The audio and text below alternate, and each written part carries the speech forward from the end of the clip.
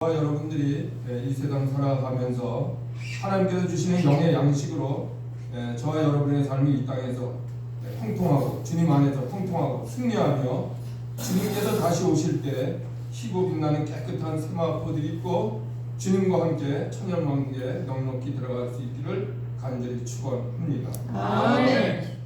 제가 오래간만에 또 이렇게 행복한 교회에 이렇게 와서 말씀을 증거하게 되었는데요.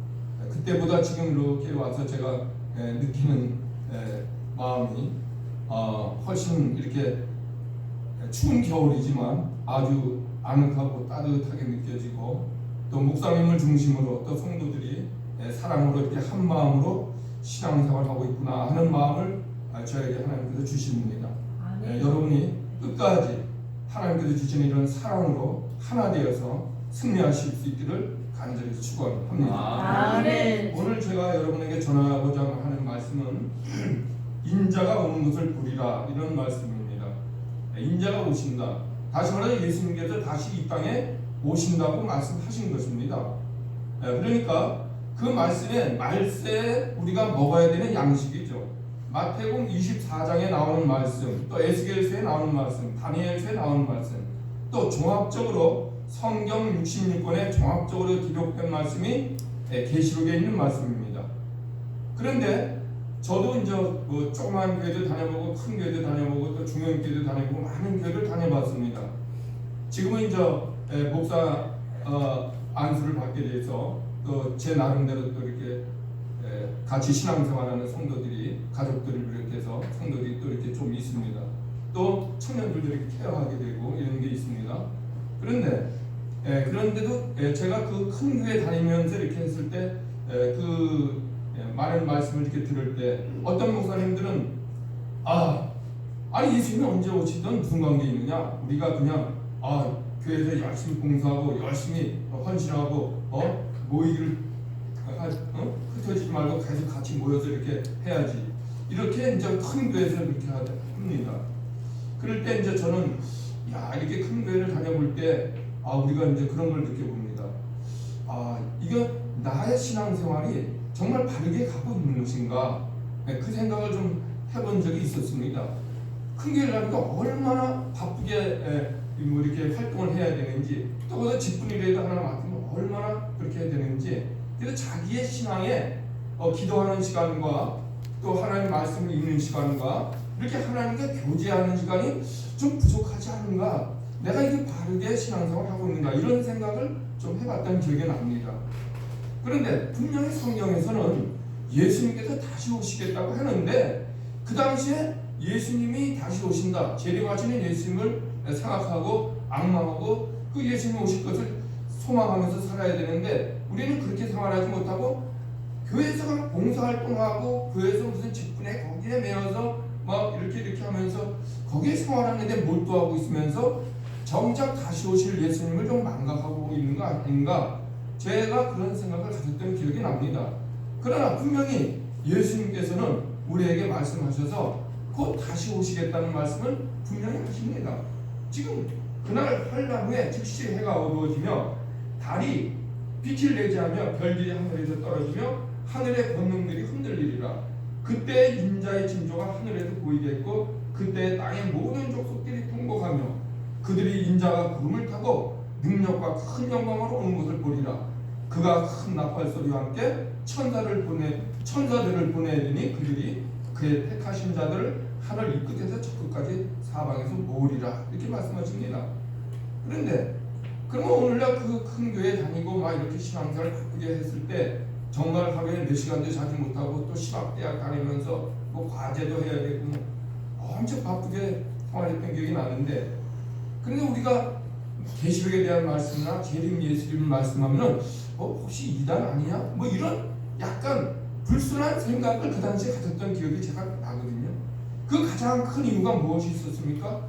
1998년 10월 28일 날 예수님이 재림한다고 해서 어느 선교회 그 교회에서 어떤 목사님이 주도적으로 해가지고 뭐 환상을 보고 뭐를 하고 하면서 예수님이 오늘 임하신다 하면서 1990년 10월 28일 날 그 생중계가 텔레비전에서 막 하고 그러지 않았습니까? 아마 기억하시는 분들 기억할 겁니다. 그것으로 인해서 예수님이 오시지 않으니까 야, 이단들이 저렇구나 하면서 예수님을 악망하는 마음을 예수님이 다시 오시겠다고 하신 말씀에 대한 것을 거리를 멀어지게 하지 않았는가. 이것이 어둠의 세력의 역사구나, 이 생각을 해보면서 우리는 그렇게 이단의 그런 모습들로 인해서 우리가 넘어질 것이 아니라 성경 말씀에 기록한 대로 다시 오실 예수님을 악망해야 될 것입니다. 그 날과 시는 우리가 정확하게 알 수 없지만 하나님께서는 도둑같이 임하신다고 했고, 또 성경 어느 말씀에 보면은 우리같이 낮에 속한 자, 밤에 속하지 않고 낮에 속한 자, 빛의 자녀들에게는 그것이 도둑같이 임하지 않는다는 말씀도 아마 성경을 자세히 읽어보신 분들은 기억이 날 겁니다. 지금 어느 구절인지 제가 얼른 기억이 안 나지만, 그래서 어쨌든 간에 하나님의 말씀에 성경을 읽고 기도하는 시간이 매일매일 하나님과 내가 직접 대면하는 시간이고, 그 말씀이 믿어진다면 하나님을 직접 내가 만나서 하나님과 교제하는 시간이라는 것을 분명히 믿으시기를 바랍니다. 하나님은 영이시기 때문에 우리가 눈으로 볼 수 없습니다. 그러나 보이지 않는 하나님을 우리가 믿고 만나고 교제하는 것은 하나님 말씀을 읽을 때 그 말씀이 정말로 믿어진다면 하나님을 내가 지금 이 순간 직접 하나님을 만나고 있는 시간이다. 그러므로 긴밀히 하나님과 교제함으로써 말세지말에 사는 여러분, 저와 여러분들이 깨어있는 신앙으로 주님을 맞이해서 인자가 다시 오시는 것을 볼 때, 주님께서 다시 오는 것을 볼 때 여러분이 주님과 함께 천년왕국에 넉넉히 들어갈 수 있기를 바랍니다. 오늘 그 말씀 중에 보면은 이 말씀과 유사한 그 말씀들이 여기에도 계속 나오고 있죠. 마가복음 13장에도 보면은 그때 그 환난 후 해가 어두워지며 달이 빛을 내지 아니하며 별들이 하늘에서 떨어지며 하늘에 있는 권능들이 흔들리리라. 그때 인자가 구름을 타고 큰 권능과 영광으로 오는 것을 사람들이 보리라. 또 그때 그 천사들을 보내어 자기가 택하신 자들을 땅 끝으로부터 하늘 끝까지 사방에서 모으리라. 이것이 마가복음의 13장 24절부터 27절에 있고, 또 누가복음에서도 또 반복되는 말씀이 있습니다. 누가복음 21장 25절부터 28절에 보면 1월 성신에는 김종할 때 있고, 다시 말해서 뭡니까? 해와 달과 별에 징조가 있겠다는 겁니다. 그리고 땅에서는 민족들이 바다와 파도의 풍랑 소리로 인하여 혼란 중에 곤고하리라. 사람들이 세상에 임할 일을 생각하고 무서워함으로 기절하리니 이는 하늘의 권능들이 흔들리겠습니다. 사람들이 기절한다는 거예요. 너무나 놀라운 사실이니까. 그때 사람들이 인자가 구름을 타고 능력과 큰 영광으로 오는 것을 보리라. 이런 일이 되기를 시작하거든 일어나 머리를 들라. 너희 속량이 가까우니라 하시더라. 예수님이 오시면은, 예수를 바르게 믿는 사람들은 그날이 우리가 하나님으로부터 큰 상급을 받고 천년왕국에 들어가는 놀라운 영광의 자리로 우리가 들어가는 자리입니다. 그러나 예수를 믿지 않고 또 예수를 믿는다고 해도 예수님이 초림하셨을 때 그 유대인들, 제사장들과 서기관, 바리새인들 이런 하나님을 열심히 믿는 사람들이 뭐라 했습니까? 예수님이 뭐라 그랬습니까? 나는 너희들 도무지 모른다고 했습니다. 불법을 행하는 자들아 나에서 떠나가라. 다시 말해서 하나님 뜻대로 행하는 자라야 들어간다, 이렇게 말씀하십니다. 그러므로 우리가 아무리 신앙생활을 열심히 하고 하나님 믿는다, 예수 믿는다 해도 하나님 뜻대로 행하지 않으면은 초림 예수님 때 그 당시에 하나님을 열심히 잘 믿던 세상 사람들로부터, 하나님을 믿는 사람으로부터, 유대인들로부터 존경받던 종교 지도자들은 예수님이 인정하지 않았고 불법을 행하는 자라 떠나가라고 했습니다. 그러므로 우리의 신앙생활은 그런 형식적인 그리스도인이나 외형적인 그리스도인이 아니라 내면적으로 유대인이고 그리스도인이 되어야 된다. 그래야 하나님의 나라에 들어갈 수 있고 다시 오실 주님도 맞이할 수 있다는 것입니다. 또한 요한계시록 6장 12, 17절에도 이런 말씀이 또 있습니다. 내가 보니 여섯째 인을 떼실 때 큰 지진이 나며 해가 검은 털로 짠 성국같이 검어지고 달은 온통 피같이 되며 하늘의 별들이 무화과 나무가 대풍에 흔들려 설익은 열매가 떨어지는 것 같이 땅에서 떨어지며 하늘은 두루마리가 말리는 것 같이 떠나가고 각 산과 섬이 제자리에서 옮겨지며 땅의 임금들과 왕족들과 장군들과 부자들과 강한 자들과 모든 종들과 자유인이 불과 산들 바위 틈에 숨어 산들과 바위에게 말하되 우리 위에 떨어져 보좌에 앉으신 이의 얼굴에서 그 어린 양의 진노에서 우리를 가리라. 얼마나 이것이 두렵고 떨리는지 그 산과 바위가 무너져 갖고 나이가 떨어지라는 거가 죽고 싶다는 거죠. 네. 그러나 죽고 싶어도 죽지 못한다는 거죠. 계시록 말씀에 그런 게 있죠. 그들의 진노의 큰 날이 이르렀으니 누가 능히 서리요. 믿음이 없으면 설 자가 없다는 겁니다. 예수 그리스도 하나님을 믿는 것이 내 속사람이 진정으로 믿지 못한다면 아무도 설 자가 없다는 겁니다. 그래서 우리가 우리의 신앙생활이 마태복음 26장 31절에서 35절에 보면 이런 말씀이 있습니다. 베드로가 12제자 중에 수제자죠. 베드로와 요한과 야고보가 따로 높은 산에서 예수님이 별도로 세 제자를 데리고 가서 따로 높은 산에서 그 영광을 보여주지 않았습니까? 따로 높은 산의 영광을 보여줬습니다. 그런 수제자인데 이 베드로가 뭐라고 하는 얘기를 들어보겠습니다. 예수님이 베드로가 부인할 것을 예언하십니다. 마태복음 26장 31절부터 35절 제가 공부해 드립니다. 그때 예수께서 제자들에게 이르시되 오늘 밤에 너희가 다 나를 버리리라. 기록된 바 내가 목자를 치리니 양의 떼가 흩어짐이라 하였느니라. 오늘 밤에 너희가 다 나를 버린다는 거예요. 그 대제사장과 서기관들이 나를 잡아서 죽일 텐데 그 모습을 보면 너희가 다 도망갈 것이라는 얘기죠. 그러나 내가 살아난 후에 너희보다 먼저 갈릴리로 가리라. 부활체니까 시공간을 초월하는 그런 부활체죠. 그러니까 그냥 갈릴리로 먼저 가는 겁니다. 제자들보다. 베드로가 대답하여 이르되 모두 주를 버릴지라도 나는 결코 버리지 않겠나이다. 아마 여러분이나 저의 신앙 고백도 지금 이 말을 하실 겁니다. 저도 마찬가지고 여러분도 마찬가지고 베드로와 똑같은 신앙 고백을 할 겁니다. 그러나 정말 예수님이 잡히시고 그 죽으시는 모습을 볼 때 여러분 도망가지 않고 배반하지 않을 수 있습니까? 그 장담할 수 있습니까? 아무튼 베드로는 이렇게 장담을 하고 있습니다. 모두 주를 버릴지라도 나는 결코 버리지 않겠나이다. 그러니까 예수님께서 이르시되 내가 진실로 너에게 이르노니 오늘 밤 다 굴기 전에 네가 3번 나를 부인하리라. 아니 한 번도 아니고 3번이나 부인한다는 겁니다. 이런 청천벽력 같은 말씀을 예수님이 하셨어요. 그랬더니 베드로는 또 뭐라고 합니까? 35절에 베드로가 이르되 내가 주와 함께 죽을지언정 주를 부인하지 않겠나이다. 내가 주와 함께 죽을지언정 나는 주를 부인하지 않겠다는 겁니다. 그리고 모든 제자도 그와 같이 말하니라. 이렇게 돼 있어요.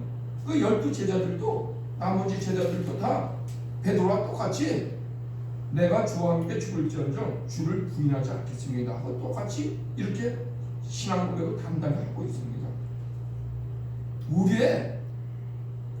우리가 아무리 내 의지가 강하게 베드로처럼 이 12제자처럼 신앙 고백을 주님이 오게 갇히면 나도 오게 갇힐 것이고 주님이 죽으시면 나도 같이 주님과 죽겠습니다. 이런 고백이 또 다른 성경 구절 어디에 나오죠. 그렇게 단단히 고백하지만 이것은 내 의지로 되는 것이 아니라는 사실입니다. 이것은 성령 하나님이 나와 함께 하실 때 이런 고백을 실천할 수 있는 거죠. 스데반 집사가 돌에 맞아 죽을 때 그 순교하는 순간에 그 돌 맞아서 죽는 사람이 얼마나 고통스럽겠습니까? 그냥 단번에 목숨이 끊어지는 것도 아니고. 그런데 스데반 집사는 하늘 문이 열려서 하나님의 보좌가 보이고 그 우편에 서 계신 예수님도 다 보였습니다. 하늘 영광이 보였습니다. 내 육신의 몸이 이 순간 순교해서 죽는다면 내가 갈 영광의 자리가 하나님 보좌 제 옆에 예수님과 동독하는 자리구나. 그것이 영광이 보이는 겁니다. 그러니까 넉넉히 순교할 수 있게끔 하나님께서 성령을 부어주신 겁니다. 이렇게. 그러므로 베드로처럼 이렇게 나는 다 주님을 버린다고 해도 나는 주님을 배반하지 않겠습니다. 주님을 버리지 않겠습니다. 뭐 이렇게 고백하고 주님과 함께 죽을지라도 주님을 부인하지 않겠습니다. 이렇게 고백하는 것이 내 의지로 되는 것이 결코 아니고 성령 하나님이 여러분과 함께 할 때 스데반 집사처럼 순교의 신앙으로 목숨을 내놓고 주님과 함께 죽을 수 있는 겁니다. 이렇게 베드로는 나중에 3번 정말 답을 이전에 3번 부인하죠.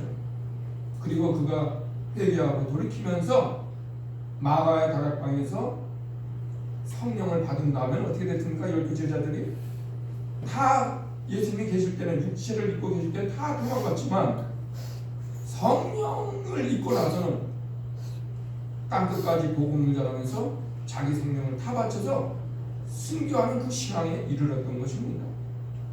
이런 예수님의 12 제자의 모습이 우리의 모습이 되어야 된다는 것입니다. 저와 여러분의 모습이 베드로의 신앙 고백과 같이 이런 고백이 되어야 되겠죠.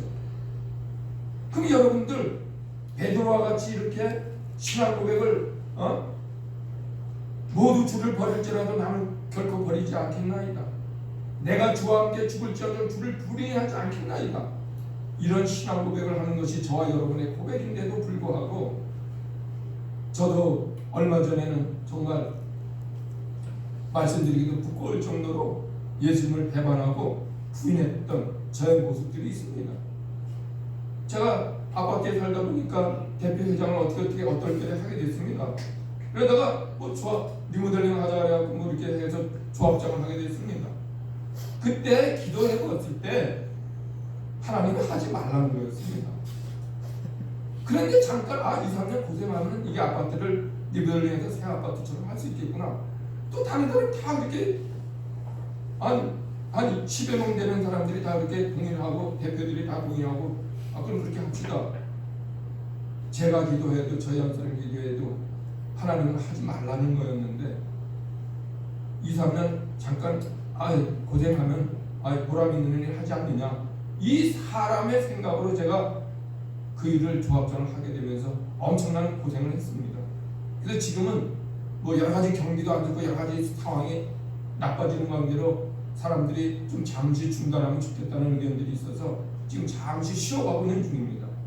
어쨌든 간에 우리가 살아가면서 이렇게 베드로처럼 하나님 말씀대로 산다고 하면서 다른 사람은 부인해도 나는 부인하지 않겠습니다. 다른 사람은 예수님을 버릴지라도 나는 버리지 않겠습니다. 내가 주와 함께 죽을지라도 주님 따라가겠습니다.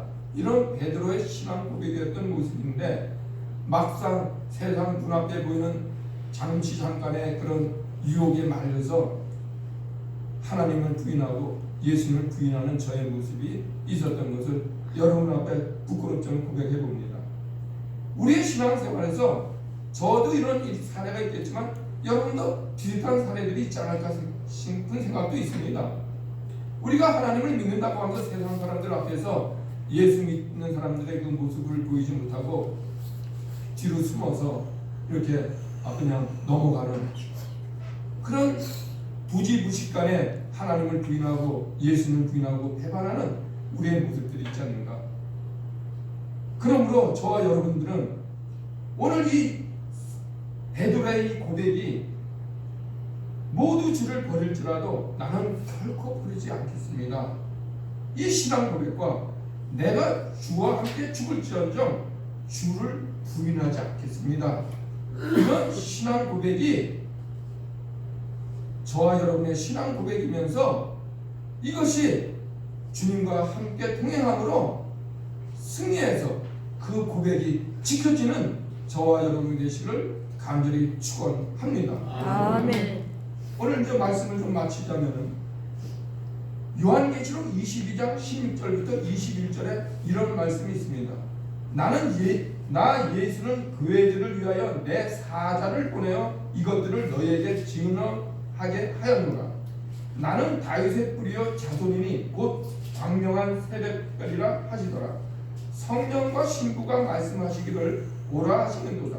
듣는 자도 오라 할 것이요 목마른 자도 올 것이요 또 원하는 자는 값없이 생명수를 받으리라 하시더라. 내가 이 두루마리의 예언의 말씀을 듣는 모든 사람에게 증언하노니 만일 누구든지 이것들 외에 더하면 하나님이 두루마리에 기록된 재앙들을 그에게 더하실 것이요 만일 누구든지 이 두루마리의 예언의 말씀에서 제하여 버리면 하나님이 이 두루마리에 기록된 생명나무 거룩한 성의 참여함을 제하여 버리리라. 이것들을 증언하시니가 이르시되 내가 진실로 속히 오리라 하시거늘 아멘. 주 예수여 오시옵소서. 주 예수의 은혜가 모든 자들에게 있을지어다. 아멘. 이게 성경 66권 결론 부분의 계시록의 마지막 22장 끝부분에 나오는 말씀이거든요. 그러므로 우리가 이 두루마리는 계시록 말씀이죠. 사도 요한에게 주신 계시록 예수 그리스도의 예언의 말씀입니다. 이 말씀이 이 계시록의 말씀을 더하지도 말고 빼지도 말고 그대로 전하라는 겁니다. 제하여 버리면 재앙이 임할 것이라는 것이고 또 더하면 재앙이 임할 것이고 그 재앙 기록된 재앙들이 그에게 더하게 될 것이고 만일 제하여 버리면 두루마리에 기록된 생명나무와 거룩한 성의 참여함을 제하여 버리라. 새 예루살렘의 성에 들어가는 것이 제하야 된다는 것이죠. 제하게 된다는 겁니다.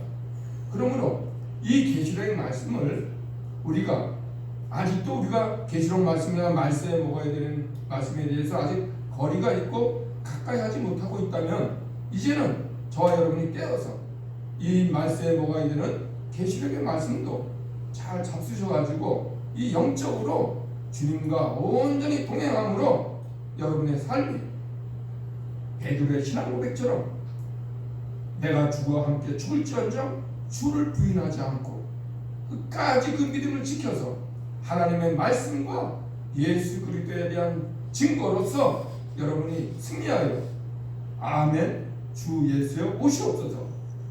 예수님께서 말씀하신 대로 내가 진실로 속히 오리라는 그 말씀을 기억하면서 아멘 주 예수여 오시옵소서.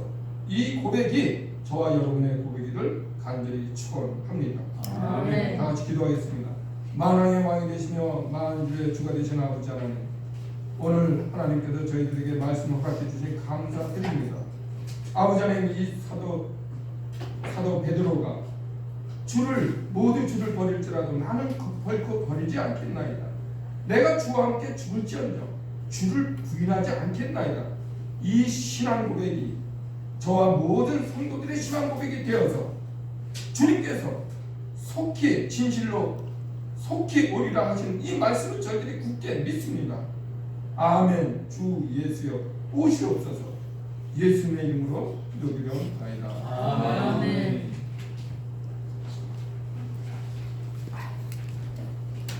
할렐루야. 아멘. 은혜 많이 받으셨죠?